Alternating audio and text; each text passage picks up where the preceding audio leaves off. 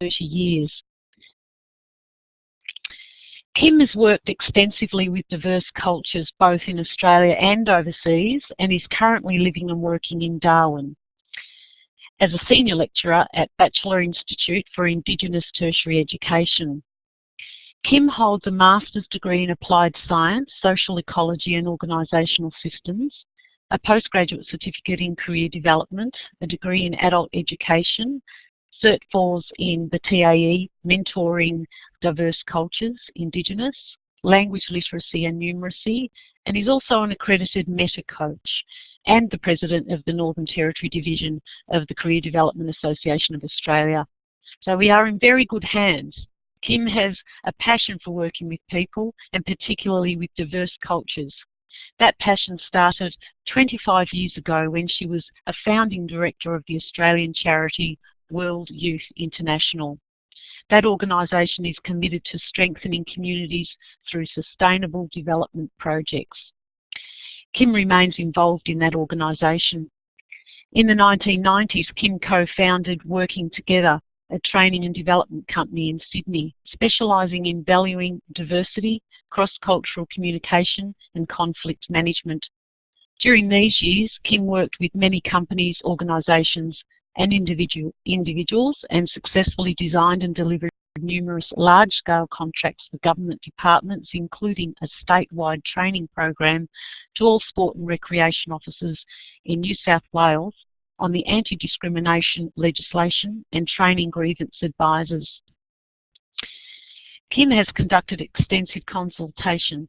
In 2011, she wrote and co-presented a paper at the National Women and Work Conference entitled Bridging the Gap Between Policy and Practice, Employing Indigenous Women in the Northern Territory, and was asked to re-present this paper at the Council of Social Services Northern Territory State Conference in May 2012. In 2011, Kim was contracted to work on the inaugural Expanding Horizons Indigenous Youth Leadership Program in Darwin. Kim is managed and facilitated a 6-week pre-employment program for 35 unemployed Indigenous people in 2012 and 13 to prepare them for working on the INPEX oil and gas project in Darwin, and that's the biggest project currently running in Australia. So welcome, Kim, and thank you for your time this evening. Thank you for that very lengthy introduction. I hadn't realised my bio was quite that long. I do apologise, everybody, but it's great to be with you. And this is a webinar that's been in the planning for quite some time, and I'm very, very excited to talk with you all. And thank you again, Joan, for the invitation to do that. You're most welcome, Kim. I'm looking forward to the presentation myself. Okay, so for those that are listening in, thank you for taking the time to join us. I'll work in a way that if you need for me to stop and explain something, or if there's questions, I'm guessing we've got the capacity to be able to just do that as we go. And I'll certainly leave time at the end so that we can have a fuller discussion then if people want to raise questions.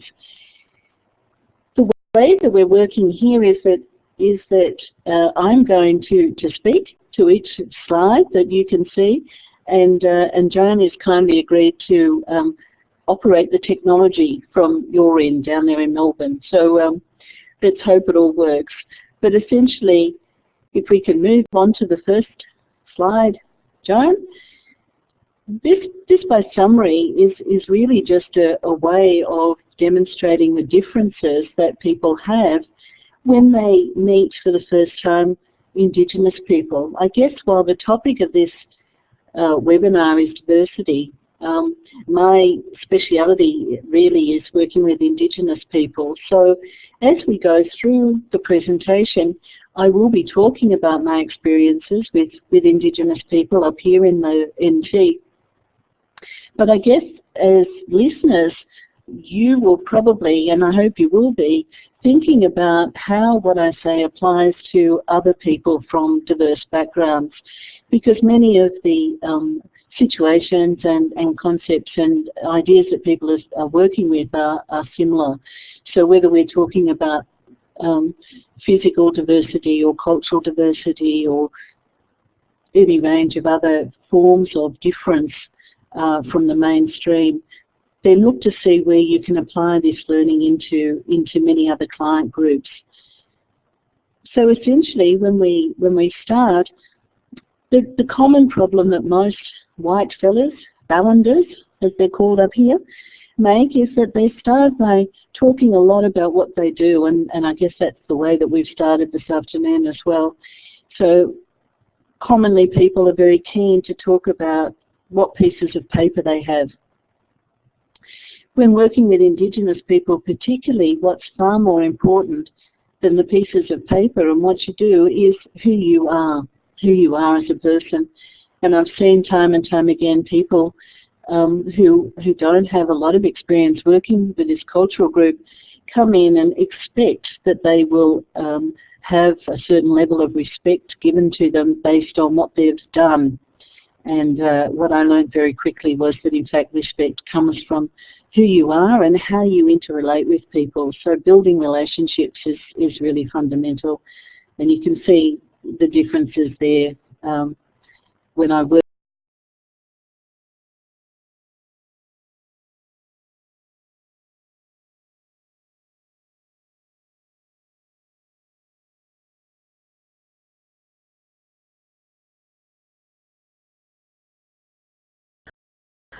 So it looks like we have a bit of audio lag here. Kim, can I get you to take the microphone again?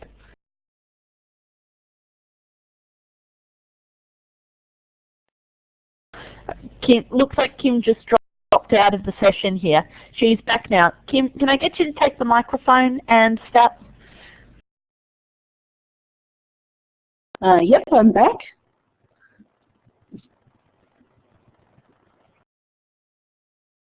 Yep, I'm back. So we can proceed to the next slide, I believe.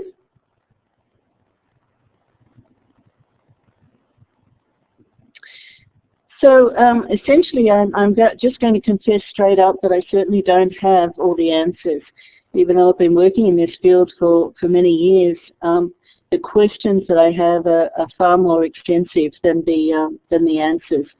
So yeah, just I think, and in fact, I think that's a good way to operate in this field, because if we come in as experts and as we come in as people who know it all, then there isn't any space there for learning and growing and being open to new ways of understanding the information that's offered to us. We can move on to the next slide.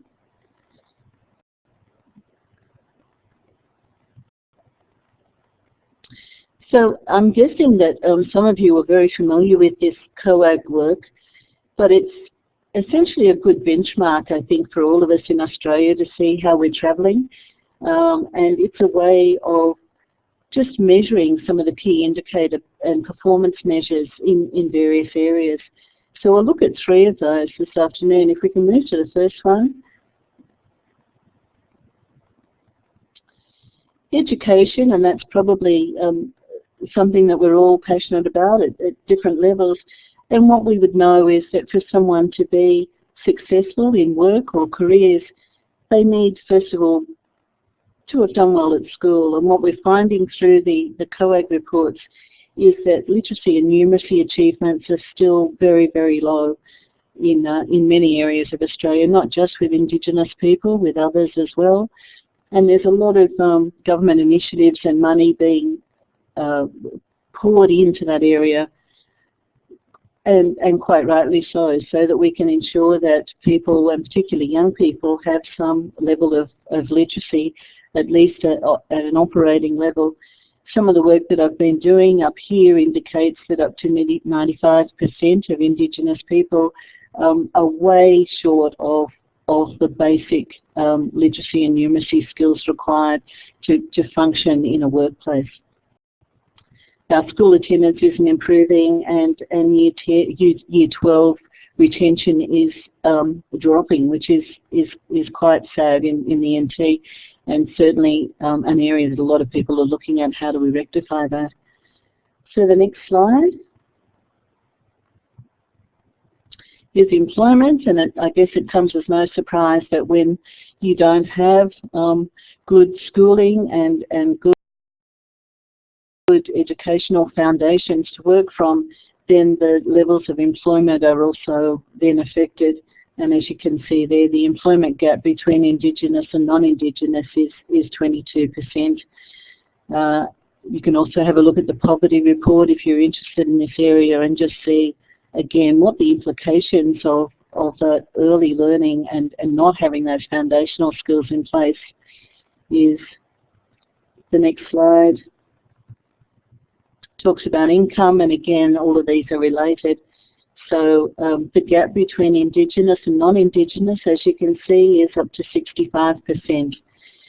And that's in, you know, the money that's available within the home to pay for food and clothing and housing and all of those necessities.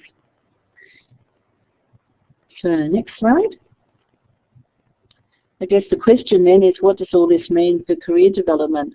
You can probably already see that we're talking with a different client group to those that you may be used to working with. And the next slide.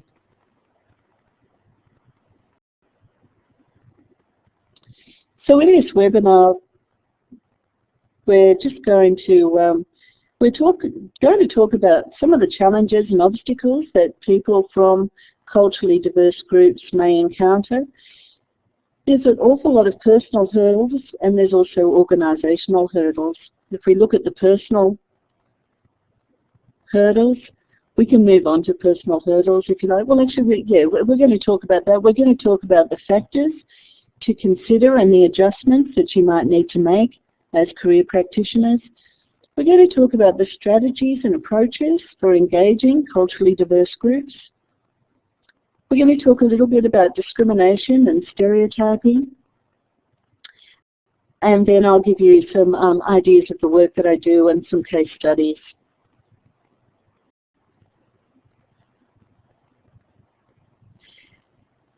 So first of all, looking at the challenges and the obstacles, the adjustments for culturally diverse groups.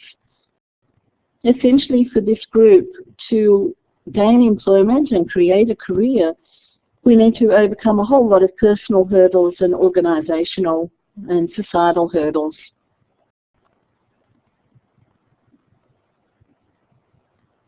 So some of the personal hurdles that people are working with are primarily up here. Long-term unemployment is something that is fairly common. It's not unusual to meet with people that are 3 or 4 generational unemployed. So where you or I might sit around a dinner table or a weekend barbecue and talk about the work we do, that's a conversation that just doesn't occur that regularly in some of the cultural groups that I work with. There's a whole range of reasons for that, but it's important to recognise that work is not a given in all communities. Most of us grow up thinking about what we're going to do when we grow up. It's a fairly common conversation that we have, and that's not necessarily the way that it is for all cultural groups. Transport is a big issue. Clearly, if people don't have money to buy private vehicles, then they are reliant on public vehicles. And depending on where people live, they may or may not have access to public vehicles. So transport alone can be, you know, one of the really major problems for people locating to work. And one of the things that's fairly common for Indigenous people is that they prefer not to move away from their family if they can. So oftentimes people say, well, why don't they just move to somewhere that the work is? And I guess in our culture that's fairly common. Most of us would contemplate that. But because of the cultural and family binds that people have, Indigenous people have with one another and their community, it's not as easy as picking up sticks and relocating. So we'll talk a little bit more about that further along, but certainly some people that I know have been willing to travel on a bus for 3 hours each way, each day, to do work rather than relocate and be away from their family for any length of time. Clothing is probably, may or may not be a surprise to you, but again, given the Indigenous families' way of really supporting each other, and very commonly, what's mine is yours. So if I have something, then it will also be available to you. And that is just one of those unquestionable things. So oftentimes that we find people have been issued with personal protective clothing or uniforms or other work-related type clothing, and it just disappears overnight or within a few days, simply because some member of the family has decided that they'd like to borrow it. And that's just common practice. So what a lot of people do these days is make sure that the work uniforms stay at work, and people wear their civvy type clothes into work and then get changed there. Cultural obligations, we could talk for hours about this, but there is very high expectations on Indigenous people, particularly young women, to be there to look after other family members. And so I've worked very often with young women who are smart, articulate, bright, who want to have a career, and are being asked by their family members to instead stay home and look after the other members of the family, other people's children. And because that's a very common traditional and cultural practice, it's hard for them not to do that. So oftentimes we need to talk with aunties or other related members of the family who might be able to intervene on that person's behalf and see what can be organised. Self-belief is a big one. A lot of the people that I work with have had a lifetime of being told that they're dumb, that they can't work, that they're not going to amount to anything, that they're rubbish, you know, a whole range of things. We'll talk a little bit about prejudice a little later, but certainly if you read any documentation on self-esteem and self-belief for Indigenous young people, time and time again the findings are that people really struggle to have belief in themselves and in their ability to do anything great with their lives. So a lot of what we do is building that self-belief, that self-confidence. Accommodation, sleep and study. Oftentimes people are living in very overcrowded conditions. There may be up to 20 people living in one home, and again that's fairly common, partly because people like to stay close to their family, and partly because economically it's obviously much more beneficial if you can. But that makes it hard that if someone then has a job or wants to embark on a career, and they're required to get up early each morning and get on a bus at 7 a.m. and the rest of the people in the family may have been partying at night or staying up late, or encouraging them to go off and do other things for the weekend and not coming back home. Those sort of issues are fairly common. So people often struggle to get to work, and then when they are at work they're impacted sometimes by lack of sleep. Childcare is an issue, I think, across all people and all cultural groups, but certainly because of the cultural aspects that I mentioned, it's probably a little more pronounced in this group. Peer and family pressure, the jealousy thing. Jealousy is, again, it's a cultural aspect of people working. So sometimes there's a sense of not wanting others to get ahead. In our culture, we talk about it as being the tall poppy syndrome. If somebody looks like they're climbing up the ladder of corporate success, then we want to try and cut them down in some way. And that jealousy occurs also in Indigenous communities and amongst this diverse group. It can often appear when a man starts work and his partner is concerned that he may be looking at other women, or vice versa. And so it's not uncommon sometimes for a partner to want to come to the workplace and make sure that person is going to be in an environment that they're going to be able to stay focused on the job.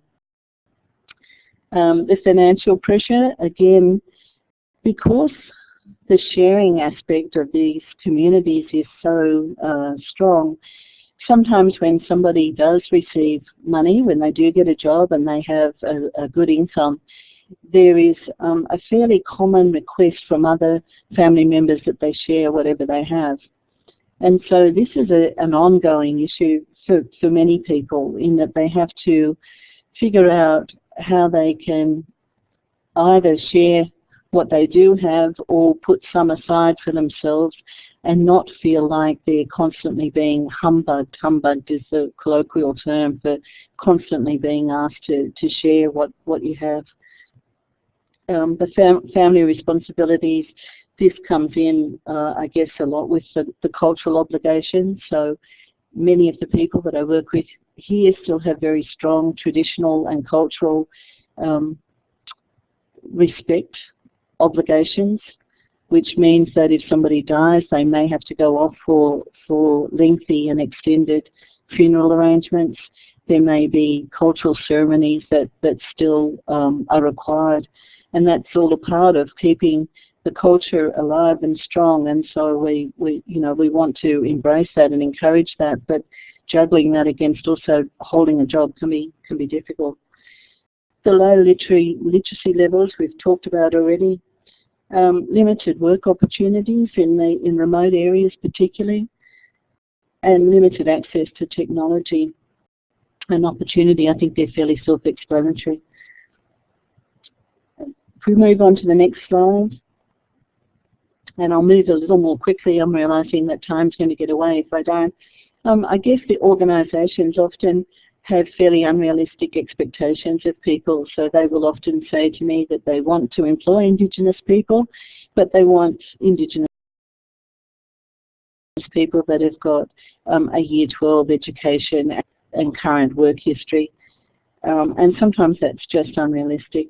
The way positions are advertised, sometimes they're not written in a friendly way or in a way that makes it clear to people what the job is. Resume writing is an issue, I think, for all of us, but particularly for people who have no experience of that and perhaps don't have a lot of work experience, encouraging them to recognise that what they've done in their personal lives can be translated into work skills and employability skills, and talking with them about how you put that down in a resume, how you make that an appropriate way of expressing what it is that you have done. Addressing selection criteria, I don't know anybody who likes doing that, but certainly a lot of the people I work with just don't apply for jobs if it involves any sort of work in that area. So they'd rather not apply for the job at all, or if they do apply for the job, it's often with a lot of assistance. Interviews, again, an issue for all of us, but I guess if you think about it from the perspective of someone who comes from a very different culture to your own, answering questions that may be foreign to you, being in an environment that may be foreign to you, obviously just escalates the levels of stress. Health checks are often a requirement of employment, and we know that Indigenous people predominantly have much lower levels of health than non-Indigenous people, so often that can be a barrier for people taking on a job. Police checks, 84% of the people in DMT in prison are Indigenous, so most people have a criminal record, and we have to work very hard to make sure that that's not going to be an ongoing barrier for them gaining employment and creating careers. The early school leavers we've talked about. Covert racism is definitely alive and well. We'd like to think that we live in a country where that doesn't exist, but it certainly does, and it's covert because people are aware enough of the rules to know that they're not supposed to be saying or doing things. But there is a lot of evidence, and particularly because I work so closely with these clients, I see it firsthand, and I also am with them when it occurs. So it's an ongoing issue, and we'll talk more about that later. Entry-level positions, entry-level pay, low incentives to work. you know, most of us want to find fulfilling and enjoyable work that we can stick at and create a career from. And given all of the factors that I've already talked about, oftentimes those sort of career progression jobs just aren't available, and so it makes it a little easier, I guess, to say, well, it's only a labouring job, I'll chuck it in.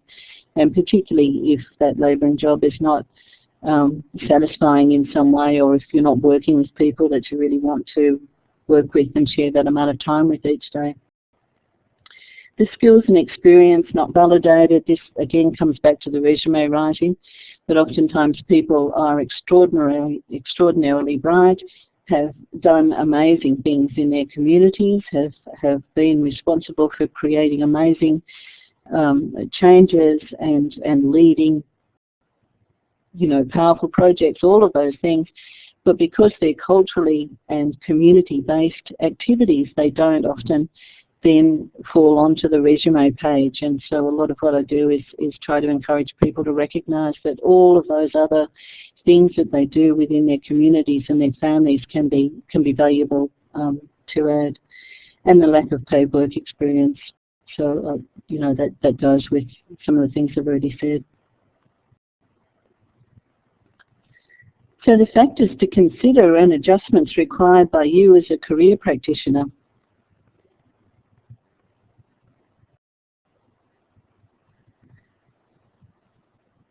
I suppose the main one is recognising that when you're working with someone, you're not just working with an individual. So oftentimes when we're working in a mainstream sort of environment, the client comes in, you work with that client, you ask that client what it is that their career goals are, you know, how they'd like to get there, what support they need, you work out a plan for them, you know, a pathway, and support them along the way. When we're working with diverse cultures, because of the way in which the community and the family is so deeply enmeshed in everything that the individual does, you're never just working with the individual.